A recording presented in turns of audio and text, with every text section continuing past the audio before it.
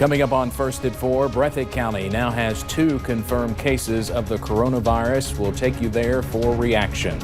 And there are still travelers at Bluegrass Airport in Lexington during this pandemic. We'll talk to a few of them. And soggy weather does return tonight, and it'll stick around for the rest of this evening. First at 4 is next. Dedicated to Eastern and Southern Kentucky, this is WYMT Mountain News First at 4.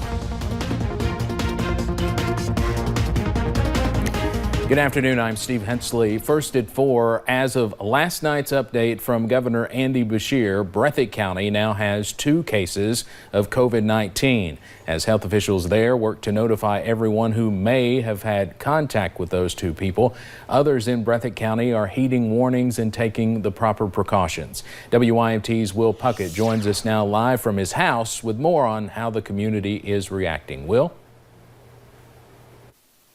Steve, good afternoon. Downtown Jackson is normally filled with people walking from courthouse to courthouse or eating in the many restaurants that line Main Street. But today was a completely different story. An occasional car passed by the county courthouse as Breathitt Countyans are staying indoors.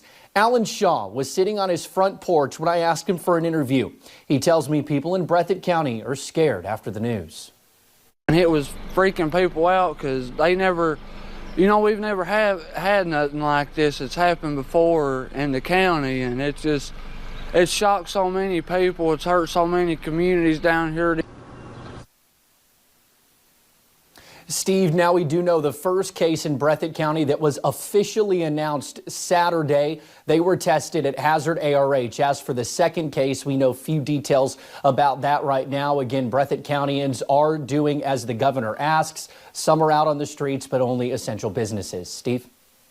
Will, thank you very much. And we have word just in that the first COVID-19 case is being reported out of Laurel County. That comes from the Laurel County Health Department's Facebook page, posted just a few moments ago. We are also hearing that the number of cases in the Lexington area has doubled. So expect a significant rise in cases probably today when the governor gives his news conference at 5 o'clock, which of course we will carry live here on WYMT. But again, the Laurel County Health Department reporting the first case out of that county.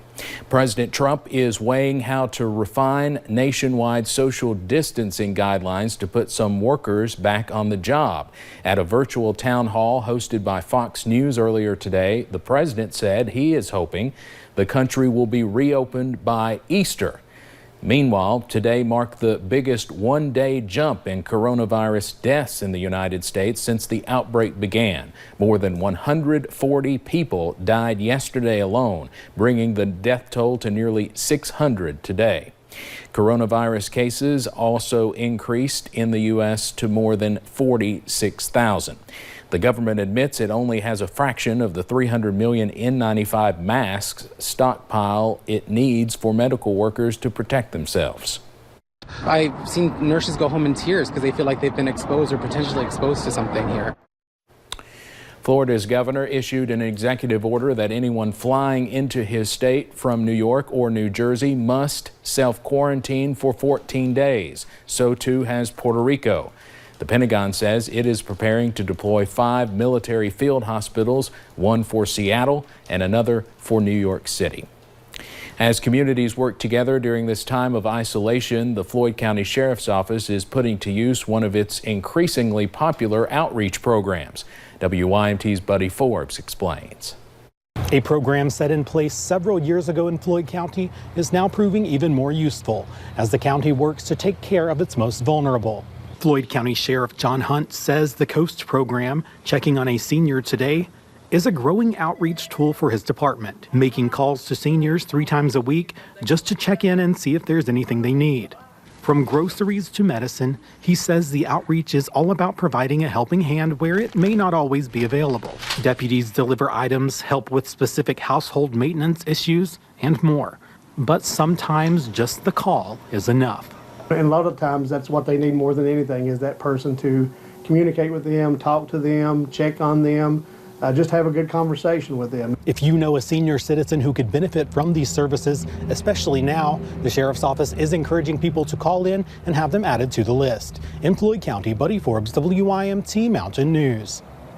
Coming up at 6, you'll hear from Miss Betty, the woman who makes those calls, about how they help the older community during times like these. The coronavirus is impacting many aspects of our daily lives. One way is how we are seeing our doctors. ARH found a creative way to connect people to their doctors by using telemedicine. Coming up a little later, WYMT's Madison Pergram spoke to doctors at the Cancer Center in Hazard about this change. Airlines are canceling flights left and right due to low demand. Almost half of today's flights at Lexington's Bluegrass Airport were canceled, but some people are still traveling.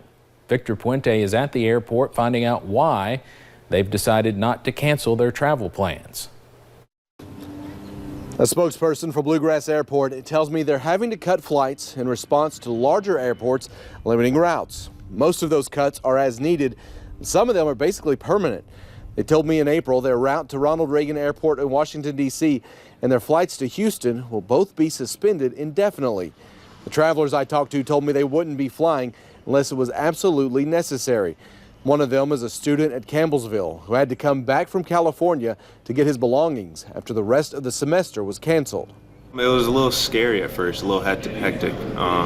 There definitely wasn't anybody at the airport at all. I flew through Atlanta and through LAX. That airport spokesperson told me this has had a bigger impact on flights than 9/11.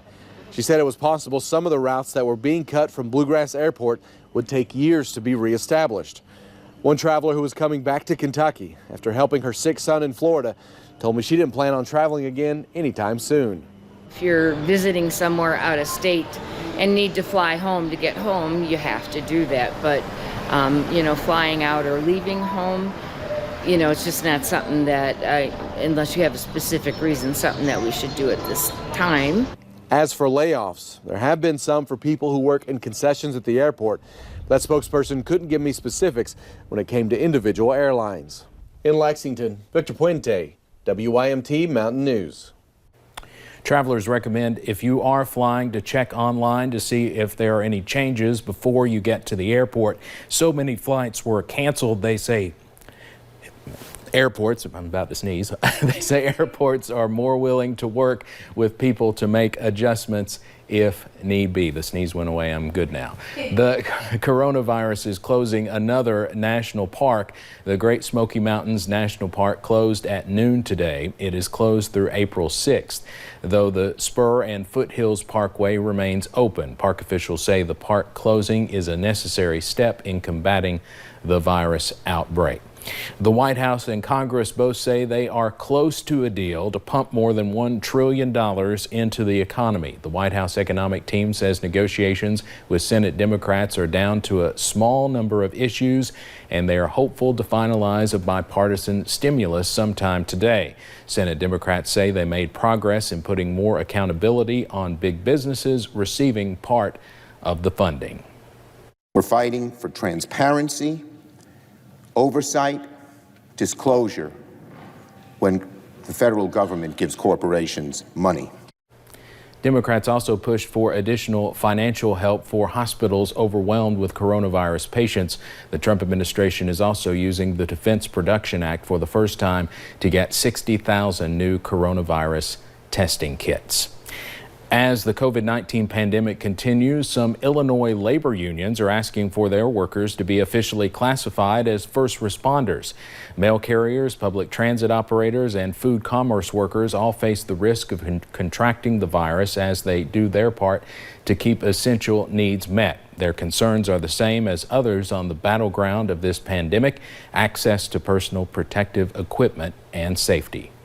So getting them classified as first responders gives them protections and hopefully some priority for some additional PPE. We do the duties as first responders. Treat us that way and respect us and acknowledge us in that light. Labor advocates in Chicago are asking for donations of personal protective equipment such as masks and gloves.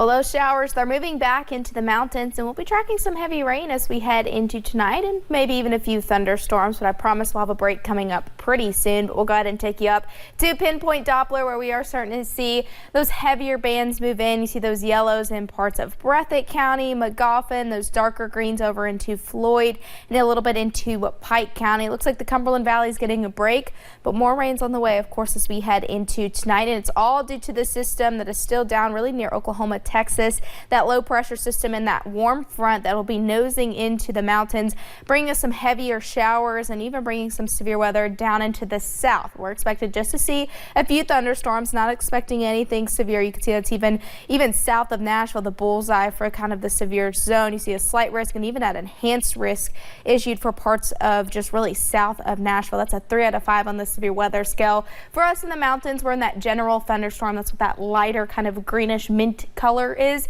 just so we could see a few thunderstorms, rumbles of thunder, but not expecting anything severe as we head into tonight. But we are expecting some heavy rain. Could definitely see some localized flooding issues, especially since we've been so rainy over the past, what it seems, several days. Soggy conditions really continue as we head throughout the night tonight and a little bit into your Wednesday.